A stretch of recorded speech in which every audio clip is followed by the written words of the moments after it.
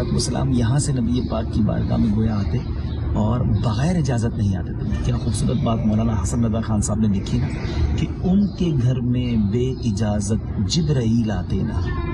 قدر والے جانتے ہیں قدر و شان اہل بیت. یہ اہل بیت کی شان ہے. اللہ اللہ کیا مقدس مقام ہے, کیا شاندار جگہ ہے. ہر وقت رحمتوں کا نزول ہو رہا ہے. یعنی اگر آپ مدینہ منورہ میں گنبد خضرا کے قریب ہیں نا, اس کا مطلب یہ ہوا کہ رحمتوں کی بارش برس رہی ہے اور آپ اس کے قریب بیٹھے ہیں. تو انشاءاللہ ضرور ہم پر بھی کچھ چھینٹے پڑ جائیں گے.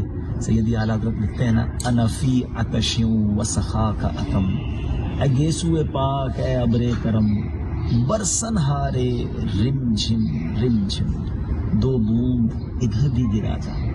انشاءاللہ ہم پر بھی کرم ہوگا, ہم پر بھی نگاہ رحمت ہوگی. جب سخی نے اپنے در پہ بلایا ہے تو سخیوں کا یہ انداز ہوتا ہے, کریموں کا یہ انداز ہوتا ہے. پھر بھکاری کو خالی ہاتھ نہیں لوٹایا جاتا, اور مدینے سے کون خالی جاتا ہے. سبحان اللہ. یہ دربار رسالت ہے, یہاں اپنوں کا کیا کہنا, یہاں سے ہاتھ خالی غیر بھی جایا نہیں کرتا.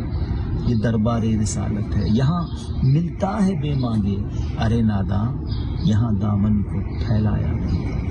مرادیں مل رہی ہیں, شاد شاد ان کا سوالی ہے, لبوں پر التجا ہے, ہاتھ میں روزے کی جالی ہے. فقیروں بے نواؤں اپنی اپنی جھولیاں بھر لو, کہ باڑا بٹ رہا ہے فیض پر سرکار عالی.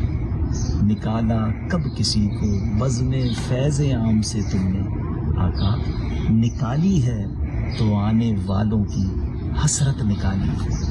حسن کا درد و دکھ موقوف فرما کر بحالی دو, تمہارے ہاتھ میں دنیا کی موقوفی بحالی.